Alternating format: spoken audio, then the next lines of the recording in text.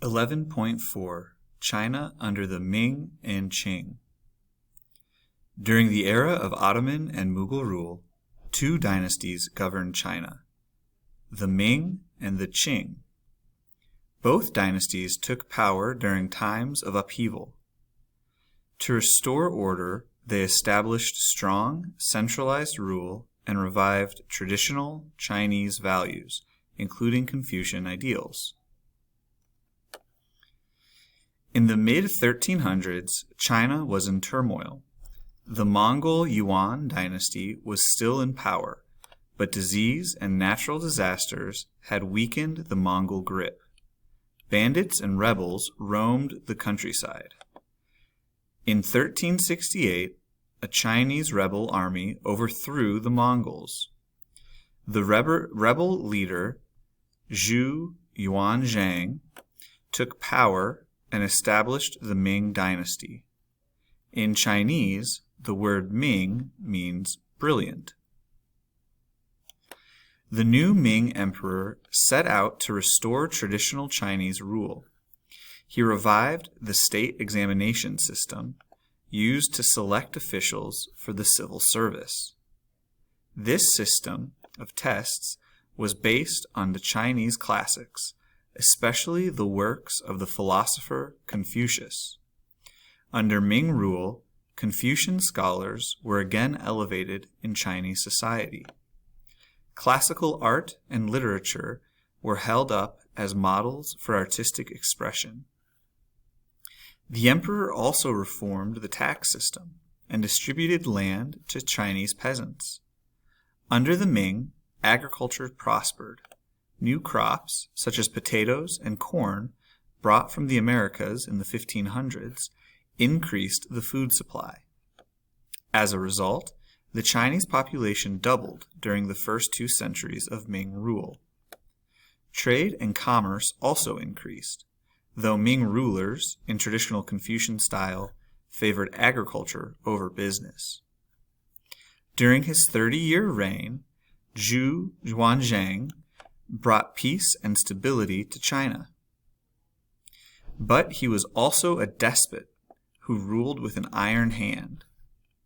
Fearing threats to his power, he had thousands of officials executed for suspected wrongdoing. He described his actions this way, quote, "In the morning I punish a few, by evening others commit the same crime. Day and night I cannot resist. To be a ruler is indeed difficult." So we have civil service, the bureaucracy of government officials, and despot, an absolute ruler. Ming Expansion. In 1403, the emperor's son, Yongle, took power. He continued to strengthen the Chinese state. He rebuilt the Great Wall, an ancient defense against nomadic invaders from the north. He also built a new capital at Beijing. The city was enclosed by high walls and featured a great palace called the Forbidden City at its heart. In its grand design, the new capital symbolized the power of the Chinese Empire.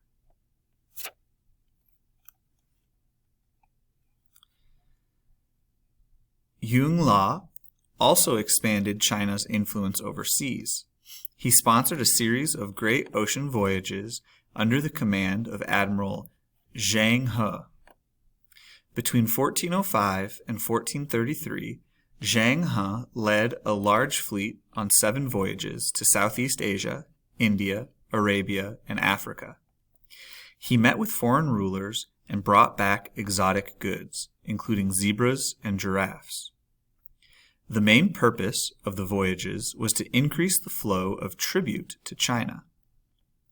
For the Ming, the tribute system demonstrated Chinese power. It bolstered their age-old belief that China, which they called the Middle Kingdom, was the center of the world. Although the Ming voyages were a great success, the government ended sea travel in the 1430s. The expeditions were expensive and China decided to focus attention on the defense of its northern border. The decision also reflected the conservative Chinese view that other cultures were inferior and had little to offer China. Increasingly, the Ming rulers looked inward and isolated China from the rest of the world. The Qing dynasty. Ming rule lasted for nearly 3 centuries. By the early 1600s, however, the Ming dynasty had grown weak and corrupt. Famine and rebellions ravaged the countryside. In Chinese terms, the Ming had lost the mandate of heaven, the traditional right to govern. In 1644, Manchu invaders from the north stormed into China and seized power with the aid of gunpowder weapons. They formed a new dynasty, the Qing, meaning pure. The Manchus came from Manchuria, a region just north of Korea. Although the Chinese saw them as foreign barbarians, the Manchus had long been influenced by Chinese culture and had adopted many Chinese customs. At first, they met strong resistance to their rule. Over the next few decades, however, they brought all of China under their control. To remain in power, the Manchus adopted policies that were both tough and generous. On the one hand, they forced Chinese men to submit to their rule by wearing their hair in the Manchu style, with a shaved forehead and pigtail in the back. They also kept control of the military by reserving the top positions for Manchus. At the same time, the Manchus showed respect for Chinese traditions. They preserved the structure of Ming government and ruled according to Confucian principles.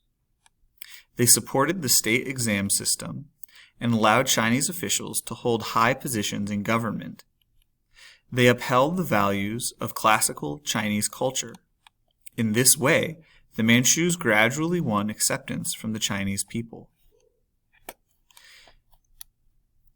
The Qing dynasty also benefited from having 2 outstanding emperors. The first, Kangxi, ruled from 1661 to 1722. His grandson, Xianglong, gained the throne in 1735 and held power just as long. Both men were wise and capable rulers. They expanded the boundaries of the empire and brought peace and prosperity to China. Qing China became the largest and richest empire in the world. Isolation and decline. As in the past, most of China's wealth came from agriculture, but trade and commerce also played an important role. Like good Confucian rulers, the Qing officially discouraged trade while allowing it in limited form. They restricted European traders to the port of Canton in southern China and showed little interest in European goods. In 1793, Emperor Xianglong wrote to King George III of England, "Our celestial empire possesses all things in abundance. We have no need for barbarian products." Nevertheless, the Qing agreed to exchange Chinese goods, including silk and tea, for silver from the Americas. As a result, China's economy continued to grow, and so did its population. Between 1650 and 1800, the population rose from 140 million to 350 million, more than a third of humanity. China could not sustain such growth forever, though. In the 1800s, it began to experience food shortages and famine. Once again, rebellions broke out and the dynasty faltered. In some ways, China's success under Qing rule also contained the seeds of its decline. For centuries, China had relied on its traditions to ensure stability, prosperity, and power.